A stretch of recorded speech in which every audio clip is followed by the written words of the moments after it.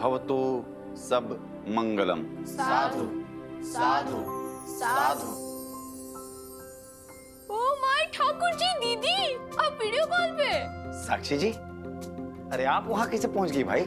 भाभी महादेव की तरह प्रकट होकर साक्षात दर्शन दे रही हैं भाई आप तो। अब ये कमाल किया किसने भाई?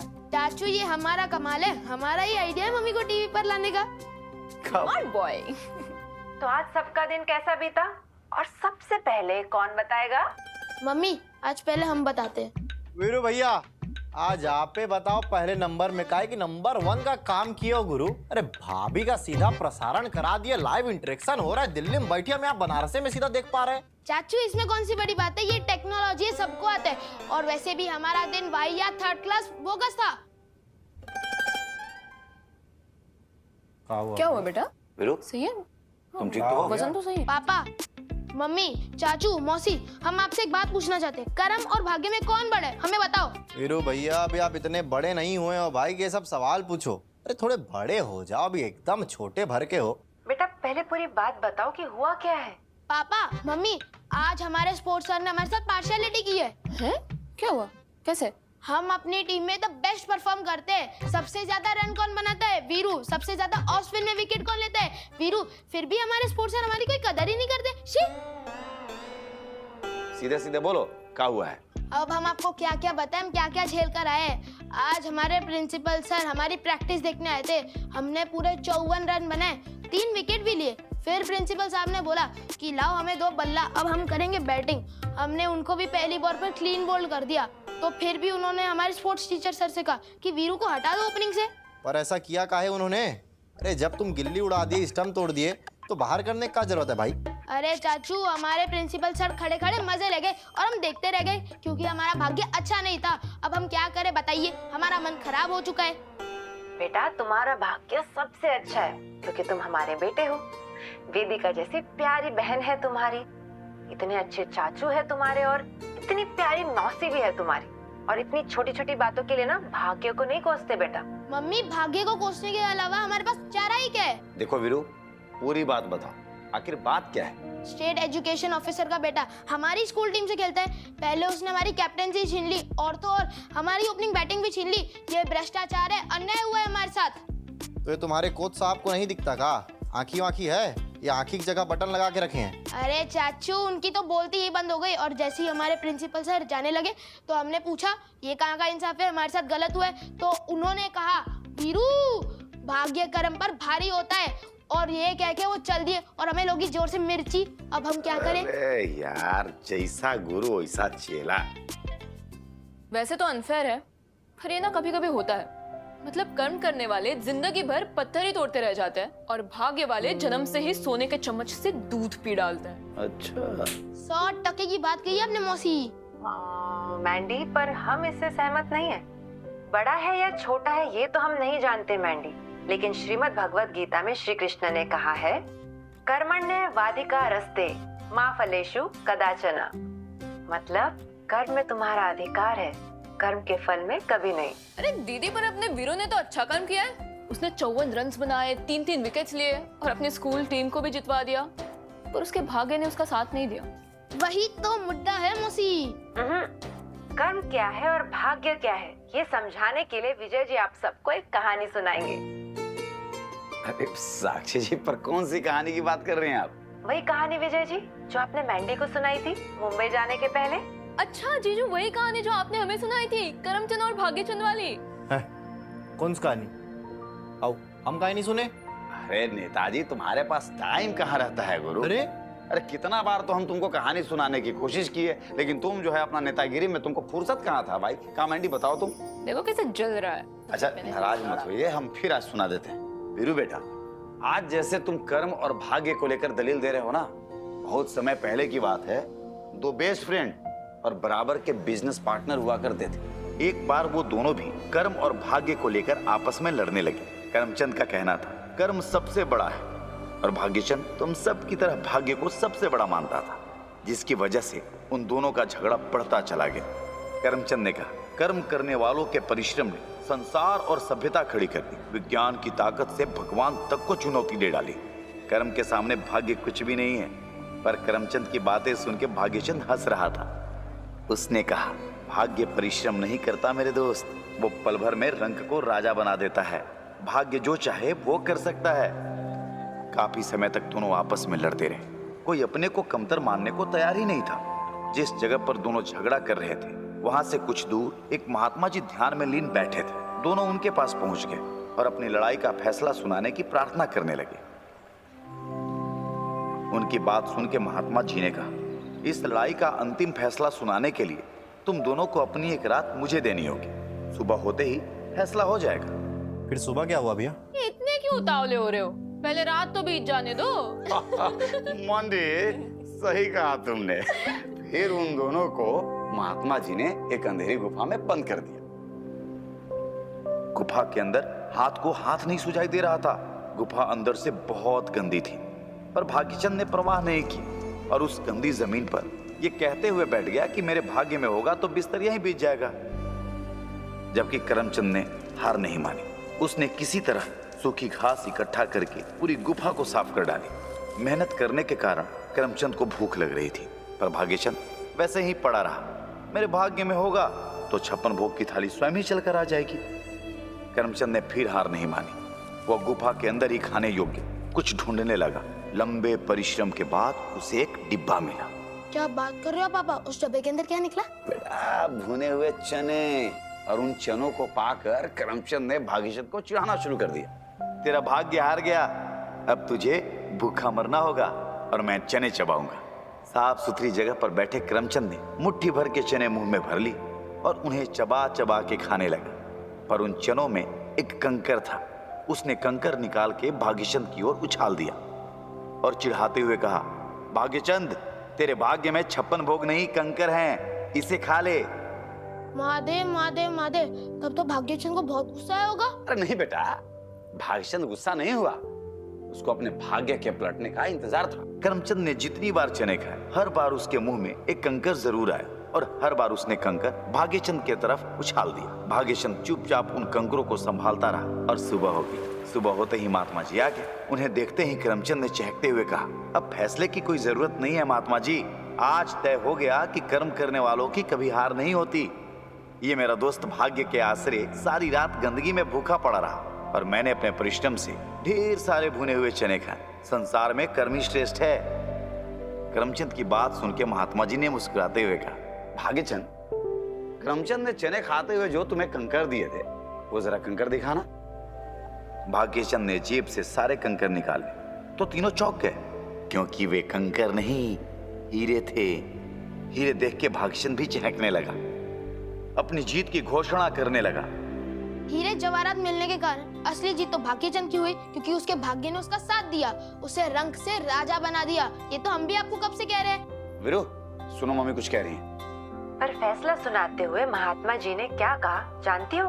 हम बताते हैं साक्षी जी। महात्मा जी ने कहा कि कर्म और भाग्य दो नहीं हैं, एक ही है बच्चे, एक ही सिक्के के दो पहलू।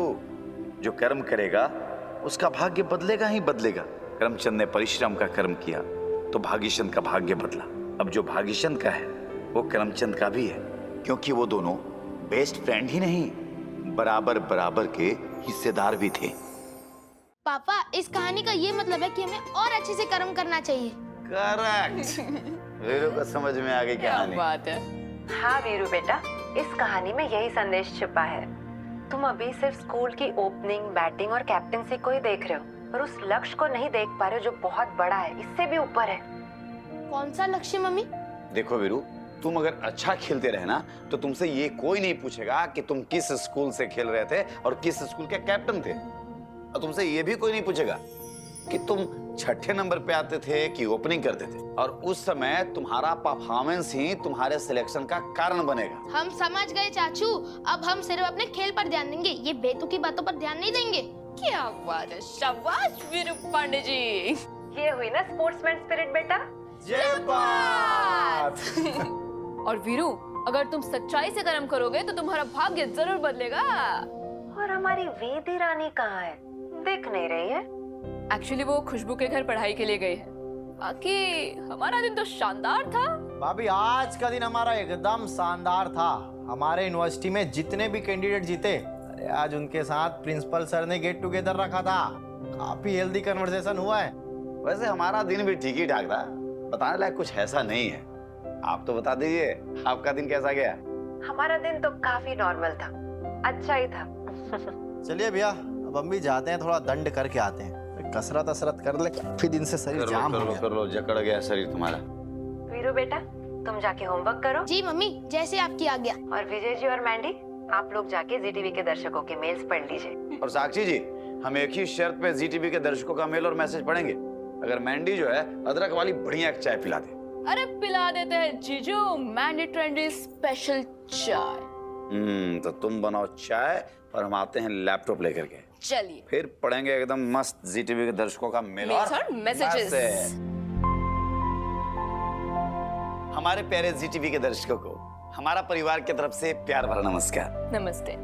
हमारे प्यारे दर्शकों, अब वो समय आ गया है कि हम आपके भेजे हुए मेल, व्हाट्सएप और मैसेज को पढ़ें। तो चलिए देखते हैं आज सबसे पहला वो कौन शख्स हैं जिन्होंने हमारा परिवार को मेल, व्हाट्सएप और मैसेज भेजा है। आज का पहला ईमेल हमें भेजा है कानपुर उत्तर प्रदेश से माया देवी जी ने। माया जी, आपने लिखा है सारेगामापा का नवरात्रि स्पेशल एपिसोड बहुत अच्छा लगा, एक से बढ़कर एक परफॉर्मेंस थी और शिल्पा शेट्टी मैम ने भी माहौल बहुत अच्छा बना कर रखा। माया जी, आपकी माया अपरंपार है। आपको सारेगामापा का नवरात्रि स्पेशल एपिसोड और शिल्पा शेट्टी मैम बहुत अच्छी लगी, ये सुनकर के हमें बहुत अच्छा लगा। आप इसी प्रकार जुड़े रहिए जी टीवी के साथ और भेजते रहिए अपने सुझाव, जिससे हम आपके सुझाव पर और बेहतर कर सके। बहुत शुक्रिया आपका। तो अगला ईमेल हमें भेजा है बरेली उत्तर प्रदेश से रुचित गुप्ता जी ने। हेलो रुचित जी। एक बात है मैंडी, लगता है कि जी टीवी के सारे मतलब मैक्सिमम दर्शक जो है ना उत्तर प्रदेश से पहला मेल भी उत्तर प्रदेश से ही था। आपने लिखा है, मैं कुमकुम भाग्य में आरवी और पूर्वी को एक होते देखना चाहता हूँ। नेहा का केस खत्म हो और मोनिशा की हार हो। रुचित जी, बड़े जल्दी में लग रहे हैं आप। अगर कुमकुम भाग्य के सारे ट्रैक्स ऐसे ही खत्म हो जाए तो सीरियल में देखने को बचेगा क्या? करेक्ट। और डेली सोप का सबसे इंटरेस्टिंग पार्ट ये होता है कि उसमें एक मुद्दा खड़ा होता है और उसका अंत कैसे होगा, ये देखना ही सबसे दिलचस्प पार्ट होता है। आप इसी प्रकार कुमकुम भाग्य और जी टीवी के सभी अन्य शोज देखते रहिए और अपने सुझाव और शिकायतें हमें भेजते रहिए। बहुत बहुत धन्यवाद। अगला मैसेज हमें भेजा है डिब्रूगढ़ असम से शंखा सुभा चौधरी जी ने। शंखा जी, आपने लिखा है, जागृति शो बहुत अच्छा है। मैं जागृति शो में जागृति के माता पिता को एक साथ देखना चाहती हूँ। शिवरा जी, आपको जी टीवी का नया शो जागृति बहुत पसंद आ रहा है, इसके लिए आपका बहुत बहुत धन्यवाद। और रही बात जागृति के माता पिता को एक दूसरे से मिलने की, तो आप जैसे सच्चे दर्शक जब जागृति के साथ हैं तो वो दिन दूर नहीं जब जागृति के माता पिता एक दूसरे से जरूर मिलेंगे। शो के राइटर्स और क्रिएटिव जागृति के माता पिता को कैसे मिलवाते हैं, ये देखना काफी शानदार रहेगा। इसी प्रकार आप जी टीवी के साथ जुड़े रहिए और भेजते रहिए अपना सुझाव, जिससे हम और आप मिलकर जी टीवी को देश का सबसे सर्वश्रेष्ठ चैनल बना पाए। बहुत शुक्रिया आपका। जीजू, दर्शकों के और हमारे विचार कितने मिलते जुलते हैं ना? अरे बिल्कुल मैंडी, हमारा परिवार जो है जी टीवी के दर्शकों और जी टीवी के बीच में भैया सूत्रधार का काम कर रहा है। मतलब हम जो है इधर की बात को उन तक और उन तक की बात को इन तक, यही तो पहुंचाते हैं। एकदम सही कहा। तो अगला मैसेज हमें भेजा है मुंबई महाराष्ट्र से मोहम्मद सुल्तान खान जी ने। हेलो। आपने लिखा है, हमें आपका हमारा परिवार बहुत पसंद आ रहा है। आप जो कहानी सुनाते हैं वो हम और हमारा पूरा परिवार बहुत चाव से सुनते हैं। हम अपने बच्चों के साथ उन कहानियों पर काफी बातें करते हैं। जिंदगी में आपकी सुनाई हुई कहानियों से बहुत कुछ सीखा जा सकता है। खान साहब, आपको हमारा परिवार और हमारा परिवार में सुनाई जाने वाली कहानियां इतनी पसंद आ रही है, इसके लिए बहुत बहुत धन्यवाद। आप इसी प्रकार हमसे जुड़े रहिए और जी टीवी के सभी शोज देखते रहिए। अपने सुझाव और शिकायतें भी हमें भेजते रहिए, जिससे कि हम जी टीवी को सबसे बड़ा और बेहतरीन चैनल बना पाए। अगला ईमेल हमें भेजा है मंगला चौक बिलासपुर छत्तीसगढ़ से मीरा राजपूत जी ने। मीरा जी, आपने लिखा है, रब से दुआ शो में जल्दी से जल्दी मन्नत का असली चेहरा सुभान के सामने आना चाहिए। मीरा जी, सुझाव भेजने के लिए आपका बहुत बहुत धन्यवाद। जैसे किसी शो में ट्रैक शुरू होता है तो उसका अंत भी होता है। जैसे हमें अपने मंजिल तक पहुंचने के लिए जिंदगी के टेढ़े मेढ़े रास्ते से होकर गुजरना पड़ता है, वैसे ही सीरियलों में भी होता है। और हर सीरियल में चरित्र जो होते हैं हमारे और आपके जैसे ही होते हैं, तो इंतजार कीजिए, वैसा ही होगा जैसा आप चाहेंगे। बहुत शुक्रिया आपका। धन्यवाद। तो अगला मैसेज हमें भेजा है देहरादून उत्तराखंड से रितु चौधरी जी ने। हेलो रितु जी, आपने लिखा है जागृति सीरियल में जागृति और दद्दा की एक्टिंग सबसे बेस्ट है। रितु जी, आपको जी टीवी का नया शो जागृति इतना पसंद आ रहा है, इसके लिए बहुत बहुत धन्यवाद। हम आपकी ये प्रशंसा जागृति और दद्दा तक जरूर पहुंचाएंगे। तो आज के लिए ईमेल्स और मैसेजेस पढ़ने के सिलसिले को हम देते हैं विराम और आपको जानकारी देते हैं आज शाम जी टीवी पर प्रसारित होने वाले सारे शोज की। तो आज शाम ठीक 7 बजे प्रसारित होगा शो रब से है दुआ। आइए देखते हैं इस शो की कुछ झलकियाँ। मन्नत कहो, बाहर निकलो, आज तुम्हारे सारे शैतानी कारनामों का कच्चा चिट्टा खुल जाएगा। ऐसा कौन सा तीर मार के आई हो तुम? हाँ, आज जो तुमने किया है ना, उसके बाद अम्मी को तुम्हें बेटी बुलाने में भी शर्म आती, क्योंकि तुम में खूनी हो। मन्नत ने किसका खून किया? फरहान का खून किया है उसने। अरे कहानी बनाने से पहले मालूमात तो कर लेती। इबादत बिल्कुल सच बोल रही है, तुमने ही मुझसे फरहान का खून करवाया है। फरहान की असली खूनी मैं नहीं, मन्नत है। शाम 7:30 बजे देखिए शो कैसे मुझे तुम मिल गए। तो आइए दिखाते हैं आपको इस शो की कुछ झलकियाँ। Priyanka Bajwa, you are under arrest. ये देखिए सीसीटीवी फुटेज, ये आपकी कार है। तुम्हारा असली क्राइम क्या है मैं बताता हूँ। जिस बैंक में हम लोग फंसे हुए थे, जहाँ रॉबरी हुई थी, उन रॉबर्स को तुमने अपनी गाड़ी में भगाया। वैसे कौन था? और अब हमें पता चल गया है कि तुम्हारा ये सो कॉल्ड पार्टनर राजीव ही है। और अब तुम लोगों को मैं ऐसा नचाऊंगा कि तुम लोग नाचना भूल जाओगे। बनाइए चटकड़ी।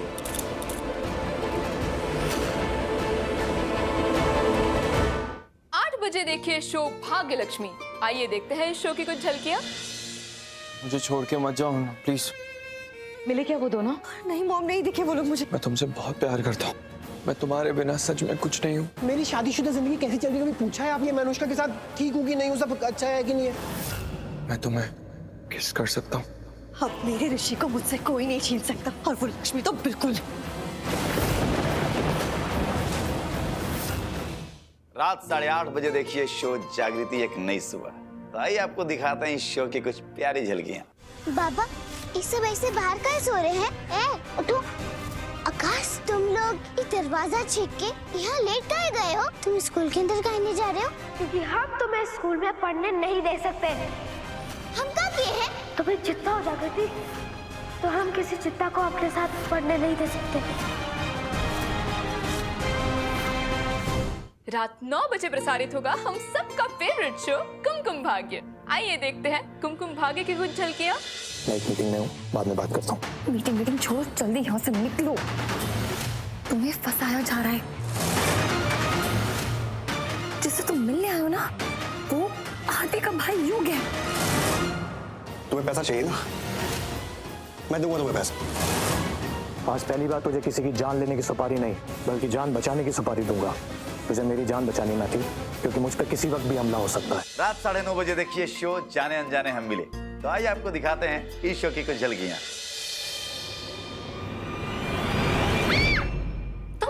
तुम यहाँ क्या कर रहे हो? ये सवाल तो मुझे तुमसे पूछना चाहिए। ये मेरा कमरा है, तुम्हें अगर चेंज करना है तो किसी और कमरे में जाके करो। जिसने मुझे ये कमरा दिया ना, जाके उससे बात करो। कर लूंगा, पहले जरा एक काम तो पूरा कर लूं। क्या काम?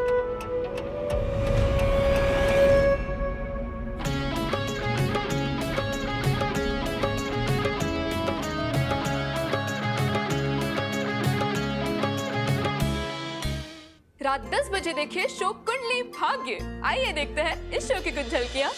कौन हुआ? क्योंकि ये तुमसे उम्र में बड़ी है, तुम्हारी माँ जैसी, इनकी इज्जत करो। माँ जैसी है तो मैं क्या करूं? Not my problem.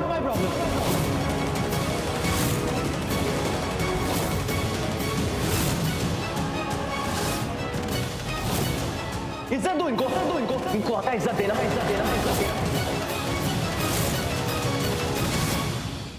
रात 10:30 बजे देखिए हमारी प्यारी वसु को शो वसुधा में। तो आइए दिखाते हैं आपको इस शो की कुछ झलकियाँ। थारी एक गलती की वजह से बाबू साहने हम सबके आगे हाथ जोड़ने पड़े हैं। अब भी थार लेवल नौकरी जरूरी है। ब्याह से पहले उनके बिंदड़ी को हमारे कुल देवता को धोख खानी जावे है, तो आप भी वसुधा को भेज देना। मैं भी साथ चलूंगा। अकेले वसुधा को हमारे साथ भेजने में आपको डर लगे है? इसका मतलब आपको हमारे ऊपर भरोसा ही ना है। वसु कल सवेरे तैयार रहेगी। तू कल देख मैं थारे साथ क्या करता हूँ। कैसा लगा? मजा आया ना सारे शो की झलकियां देखकर? तो इस मजे के सिलसिले को और भी आगे बढ़ाते हुए हम आपको दिखाते हैं जी टीवी पे आने वाले एक बहुत ही प्यारे शो बस इतना सा ख्वाब है का प्रोमो। तो आइए देखते हैं साथ में।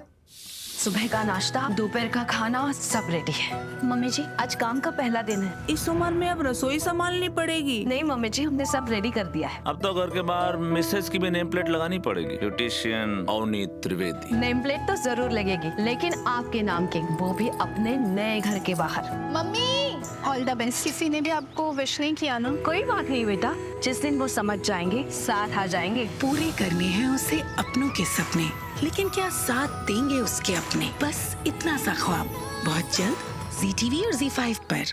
तो इस खूबसूरत सा प्रोमो देखने के बाद चलिए आपको दिखाते हैं द जी हॉरर शो का एक छोटा सा झलक।